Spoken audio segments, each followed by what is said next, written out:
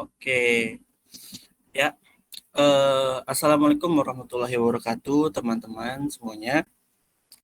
Terima kasih ya sudah meluangkan waktunya untuk bergabung di sharing session pada hari ini, 19 Januari 2025. Eh, ya, sharing session pada kali ini akan membahas tentang the role of agents in REJ, optimizing the interaction between LLMs and external data source. Ya, uh, saya berharap ya acara ini, sharing session ini dapat memberikan informasi ilmu tentang teknologi yang berguna bagi perkembangan dan juga bisa menambah wawasan buat kita semua. Oke, dan sharing session hari ini akan dibawakan oleh saudara Naufal, Raihan Naufal Herlano, yang nggak usah berlama-lama, langsung saja Mas Noval bisa langsung dipresentasikan PowerPoint-nya. Oke, terima kasih. Oke, terima kasih Mas Ubay. Pak screen saya sudah terlihat? Ya, sudah Mas Rehan. Oke, Assalamualaikum warahmatullahi wabarakatuh. Terima kasih buat yang udah hadir. Ya, di sini saya akan menjelaskan tentang agent pada RAG. Yang mana dalam pertemuan sebelumnya saya menjelaskan tentang RAG, dan sekarang saya akan menjelaskan tentang agent sendiri pada RAG. Oke, sedikit tentang saya. Saya sekarang bekerja di Japi EduTech Indonesia sebagai mobile developer. Dan ya, ini adalah informasi tentang saya. Oke, next mungkin. Oke, sebelumnya mungkin teman-teman sendiri udah pada paham ya tentang LLM, atau biasa kalau dari teman-teman kan pakai ChatGPT. Misal teman-teman nanya, contohnya misal siapa presiden Indonesia ke-8 misal ya. Lalu LLM sendiri bakal jawab, presiden ke-8 Indonesia itu Joko Widodo. Yang mana ini possibilities-nya itu adalah bisa dibilang ngawur atau nggak relate sama data yang saat ini gitu. Karena LLM sendiri itu update-nya itu bukan update yang terbaru gitu. Lalu maka dari itu ada yang namanya RAG. Mungkin RAG sendiri sudah pernah saya jelaskan di pertemuan sebelumnya. Jadi mungkin secara singkat aja untuk RAG-nya. Jika teman-teman bertanya tentang data yang update, atau bisa dibilang data yang terjadi baru-baru inilah bahasanya kan. Nah, dengan RAG ini kita bisa mengetahui jawabannya. Yang mana sebelumnya kita bertanya, datanya itu adalah data dari LLM yang belum terupdate gitu bahasanya. Data model terakhir kali lah. Nah, dengan RAG ini dia punya kemampuan untuk mencari data terupdate. Maka dari itu responsnya itu bisa berupa data terupdate seperti ini. Oke, secara sederhana saya bakal jelasin sedikit ya tentang RAG ya.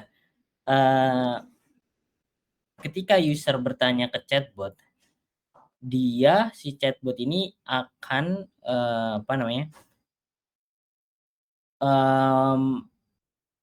mendetermine ya, bahasanya memutuskan apakah dia menggunakan data yang dari database atau yang dari online gitu ya. Lalu akan diberikan sebuah konteksnya ke chatbot ini, lalu LLM ini akan mendapatkan informasi dari konteks yang tadi didapat.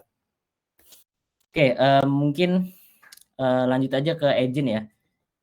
Agent sendiri itu adalah komponen atau bagian dari sistem yang mana dia itu bertugas untuk mengelola proses pencarian informasi dan pembuatan jawaban. Nah, sebenarnya agent ini dia tuh bisa kita bahasanya apa ya?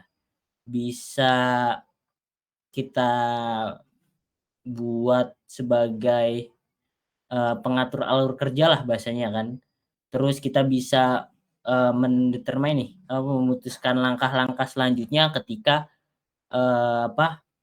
jawaban misal pertanyaannya tentang apa gitu, lalu kita bisa memutuskan apakah pertanyaan itu kita akan ngambil ke dokumen atau kita bakal nyari ke website atau cari atau mungkin bisa manggil API dan sebagainya gitu. Jadi agent ini bisa kita setting lah gitu, apakah sumber datanya dari mana kita bisa atur. Oke, mungkin kalau untuk gambarannya kurang lebih seperti ini ya teman-teman. Kita bertanya sebuah pertanyaan misalkan ya, lalu si agent ini dapat kita bisa buat apakah dia akan menggunakan sumber data yang A misal ya, data dokumen A atau data B gitu kan. Atau mungkin dari data tersebut kita olah menggunakan kalkulator atau yang terakhir ada kalau misalkan datanya nggak ada di sini mungkin kita bisa pakai pencarian gitu ya bahasanya ya. Misal kita punya sebuah data gitu tentang informasi seputar perusahaan kita, lalu kalau misalkan nggak ada mungkin kita bisa determine juga apakah kita harus mengambil ke internet gitu atau mungkin kalau misalkan nggak ada bisa kita kasih file gitu. Jatuhnya kita bisa ngebuat biasanya kita nih yang ngebuat istilahnya apa ya, gambaran kerennya AI-nya kita yang atur lah bahasanya gitu kan. Apakah mau ngambil data yang A, B atau yang tadi ngambil dari internet. Oke. Mungkin nggak usah lama-lama untuk pengenalannya, kita akan lanjut ke sesi demo ya. Oke, izinkan saya untuk share screen terlebih dahulu. Bentar, saya izin screen terlebih dahulu. Oke. Ya, apakah screen saya sudah terlihat sekarang? Sudah, Mas Rehan. Oke, terima kasih. Di sini saya nggak akan menjelaskan kodenya secara dalam ya, karena saya di sini hanya ingin menjelaskan gimana sih cara agent itu bekerja gitu kan. Tapi secara ini aja ya bukan secara developer lah bahasanya kan. Di sini saya membuat sebuah agent yang mana tool-nya di sini saya membuat web search yang mana nanti kalau misalkan datanya nggak ada di dokumen, dia bakal ngambil ke web search. Jadi di sini konteks yang ingin saya jelaskan di sini, saya mempunyai sebuah dokumen di sini. Di sini saya mempunyai dokumen informasi tentang Tangkuban Perahu. Lalu saya ingin menanyakan ke LLM seputar Tangkuban Perahu dan di luar dari itu. Mungkin saya ingin mencoba dulu sebuah pertanyaan di sini seputar Tangkuban Perahu. Saya akan bertanya mungkin Tangkuban Perahu adalah, saya akan menanyakan. Nah, jika respons saya ada di dalam dokumen, maka di sini saya akan menggunakan data yang ada dari dokumen. Answer is in retrieved context.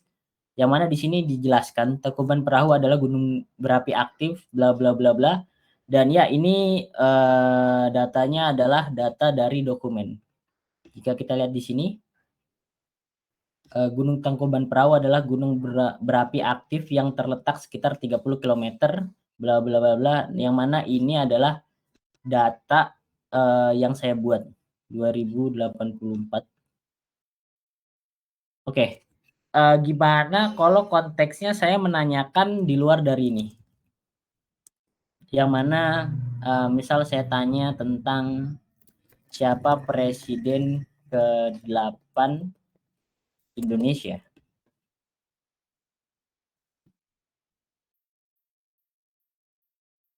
Ya, di sini dia menjawab presiden ke-8 Indonesia adalah Prabowo Subianto, yang mana dia itu datanya itu nggak ada di dalam konteks dokumen yang saya buat. Jadi saya berusaha untuk mencari informasi yang mana saya memutuskan untuk kalau misalkan nggak ada di dokumen, saya buat dia itu mencari data dari web search, yang mana ini dapat presiden ke-8 Indonesia adalah Prabowo Subianto. Jadi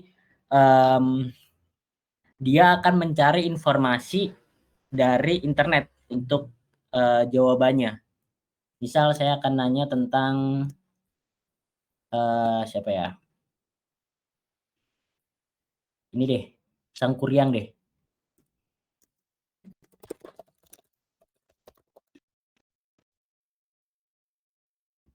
Oh sorry. Udah gini aja. Ya, si LLM ini bisa menjawab tentang pertanyaan yang saya tanyakan, walaupun pertanyaan saya nggak jelas ya di sini. Sangkuriang, siapa itu Sangkuriang? Mungkin saya bisa ganti aja. Siapa itu Sangkuriang? Mungkin biar pertanyaannya lebih ini. Ya, di sini dia dapat menjawab Sangkuriang adalah seorang pemuda dan data ini diambil dari dokumen ya. Sini Sangkuriang. Dan apa? Di sini juga saya buat ya, kalau misalkan datanya ada, maka dia nggak akan ngambil dari website dan dia akan mengambil datanya itu adalah dari dokumen yang telah saya buat sebelumnya. Dan misal jika saya ingin membuat konteks sendiri ya, misal seperti ini ya. Misal saya akan menanyakan pertanyaan siapa presiden ke-9 Indonesia misalnya. Dia bisa menjawab. Ya, sebenarnya di sini bisa dilihat final answer-nya itu nggak ada. Yang mana sebenarnya itu dari webnya itu tidak mendapatkan informasi di sini. Tapi saya sebenarnya bisa ngebuat sendiri untuk konteksnya ya.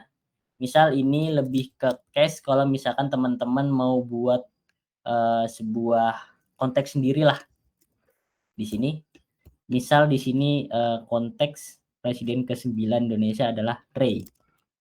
Bisa coba ya, apakah dia bisa menjawab dengan konteks yang saya punya, yang mana ini adalah semacam apa ya, bukan real data ya teman-teman ya. Iya saya presiden sini kan. Answer not in context. Try use. Oke. Sebentar. Ini saya belum nambahkan konteks di sini. Makanya dia nggak dapat datanya. Saya coba lagi. Ya, di sini saya ngebuat konteks sendiri, yang mana si LLM ini berhasil menjawab sesuai data yang saya berikan di sini. Ya, mungkin kalau untuk sesi demonya gini aja. Saya stop share dulu. Oke, kita lanjut ke PPT.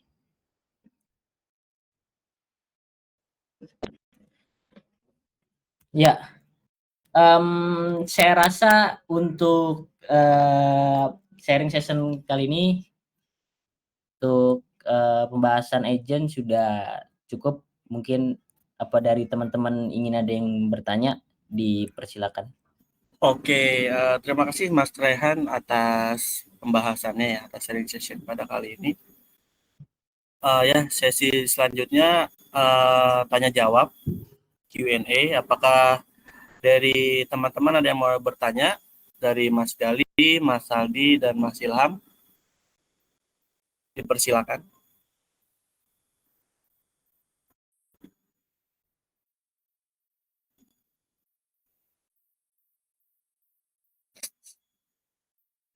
Mas, ya, Mas Ilham gimana? Ya, boleh lihat slide yang tadi nggak? Yang pertama. Boleh. Slide ya? Ya.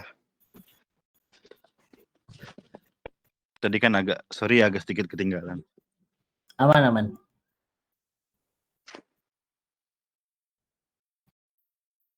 Yang mana tuh? Yang tadi yang sebelum demo. Oh, sebelum demo yang ini berarti ya? Itu agent pada REG. Nah, itu boleh nggak, Ray, mungkin ceritain secara singkat aja gitu ya? Karena kan jujur sebelumnya kan masih belum ngerti banget ya masalah REG ya. Oke. Mungkin secara singkat sesuai sama pengalaman lu gitu. Implementasi REG itu kayak gimana sih gitu? Untuk implementasi REG ya? Cara singkatnya ya? Oke. Ya, sebenarnya ini relate ke sini ya, untuk REG sendiri ya. Jadi REG sendiri itu mungkin di sini saya nggak beri pengertian karena udah pernah saya jelasin di pertemuan sebelumnya, tapi saya akan jelasin lagi sedikit di sini. Jadi yang mana REG sendiri itu misal kita punya sebuah pertanyaan, terus kita akan bertanya ke LLM, tapi kita sendiri kadang untuk respon LLM itu tidak sesuai dengan apa yang kita inginkan gitu. Contohnya misal ketika kita bertanya data yang paling terbaru untuk saat ini misal ya.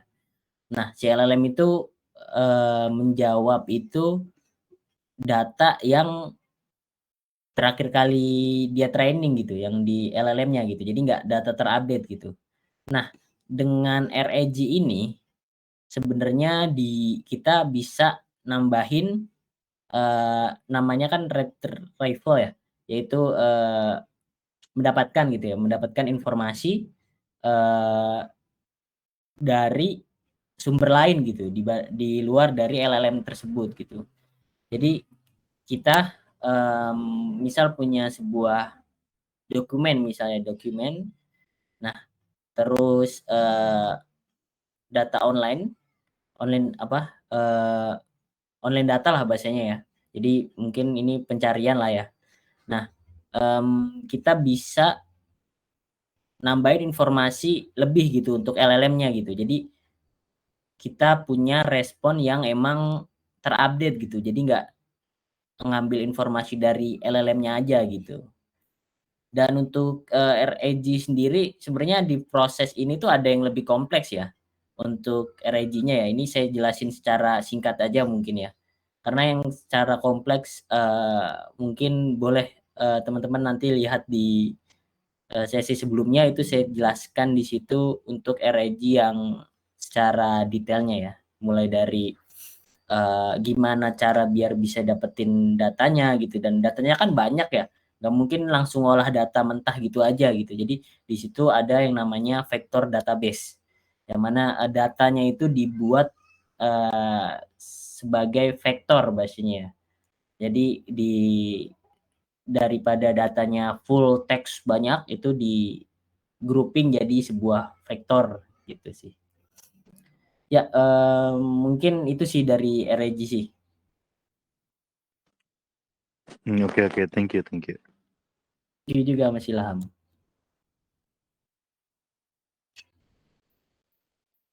Oke, ada lagi dari Mas Gali atau Mas Aldi? Ya, coba lihat slide yang tadi deh. Boleh? Bentar. Yang mana? Yang ini? Yang sebelum demo tadi. Oh, sebelum demo. Oh, yang ini. Sorry.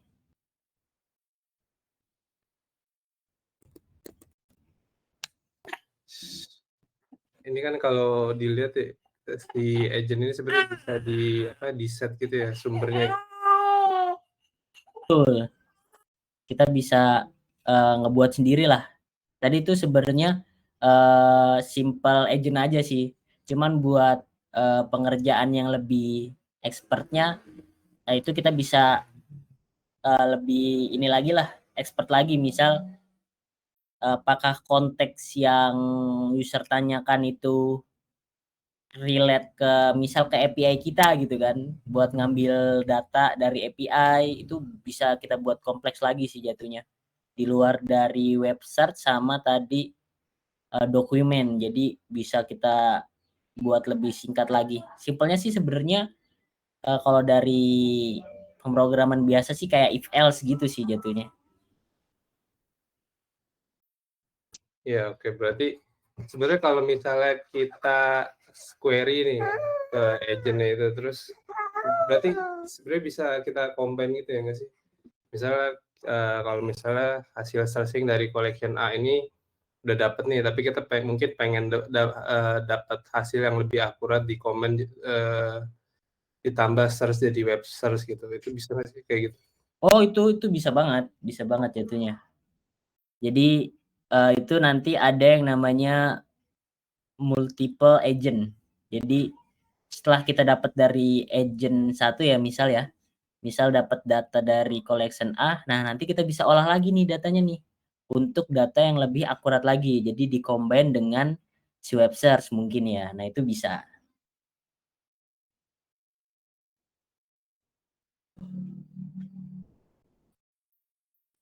Oke, iya jelas sih. Berarti bisa di-combine gitu ya buat hasil yang lebih akurat gitu. Benar. Sama satu lagi, bisa nggak ya kalau si RAG ini buat, ini kan kalau tadi demonya kan simpelnya simple query gitu ya, teks gitu.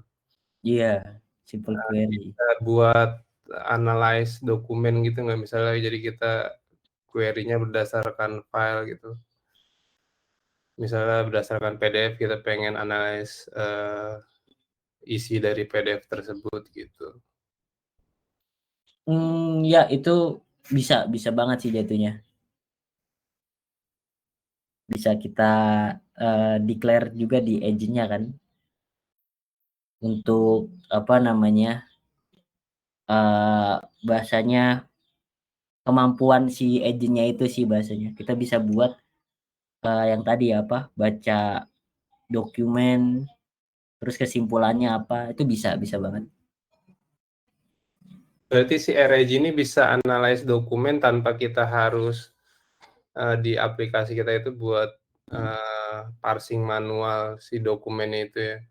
Jadi ya udah langsung aja dilempar ke apa ya, ke AI-nya gitu lah simpelnya. Jadi AI-nya langsung analyze dokumennya itu. Dibanding kita harus misalnya parsing dokumennya dulu baru dilempar ke si RAG atau AI-nya gitu. Iya. Mirip OCR ya? Salah. Gimana, Bay? Kayak mirip OCR gitu nggak? Iya, kalau OCR kan misalnya ada dokumen atau image, berarti kan kita parsing tuh pakai misalnya library di level bahasa pemrograman kan. Nah, kalau misalnya yang tadi gue tanyain berarti kayaknya si RAG ini bisa jadi tanpa kita harus parsing dulu pakai library gitu. Jadi langsung aja kasih filenya, di RAG-nya disuruh analyze file itu. Langsung kayak ngasih template gitu ya? Iya. Berarti bisa ya, Han ya? Bisa. Jatuhnya kita ngasih PDF mentah gitu, dia langsung bisa ngolahnya sih, bisa ngebaca seluruh PDF itu sih jatuhnya. Oke. Tapi mungkin yang perlu diperhatikan kalau kayak gitu, apa ya, load times-nya aja ya atau performance-nya? Kalau untuk, nah ini good question sih. Kalau untuk time sendiri buat prosesnya itu, misal datanya banyak, awalnya gue sendiri juga mikir apakah semakin banyak data yang kita punya, dia tuh bakal lama gitu untuk ngebacanya gitu kan. Jadi butuh waktu lama gitu untuk melakukan prosesnya gitu.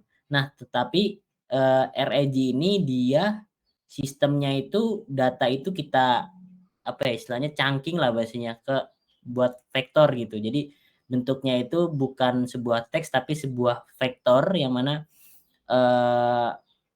apakah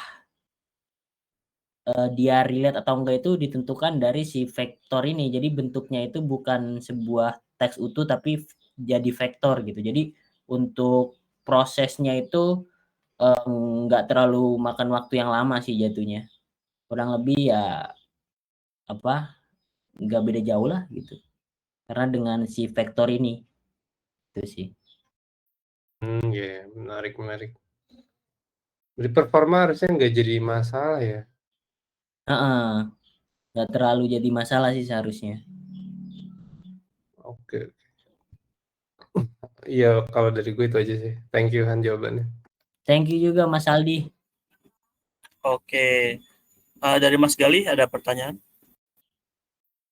Kayaknya udah kejawab semua ya. Beneran, udah kejawab nih Mas Gali. Iya. Oke. Oke, berarti setelah acara Q&A ini akan berakhirnya sesi sharing session ini ya. Terima kasih kepada pemateri hari ini Mas Rehan Noval yang sudah menyampaikan materinya, dan terima kasih juga kepada peserta yang hadir, Mas Ilham, Mas Gali, Mas Saldi. Terima kasih juga untuk waktunya, untuk ketersediaannya menghadiri acara sharing session ini. Saya selaku pembawa acara mengucapkan mohon maaf bila ada kekurangan. Sampai jumpa di lain sharing session selanjutnya. Terima kasih guys. Terima kasih semua. Assalamualaikum warahmatullahi wabarakatuh. Waalaikumsalam. Waalaikumsalam warahmatullahi wabarakatuh.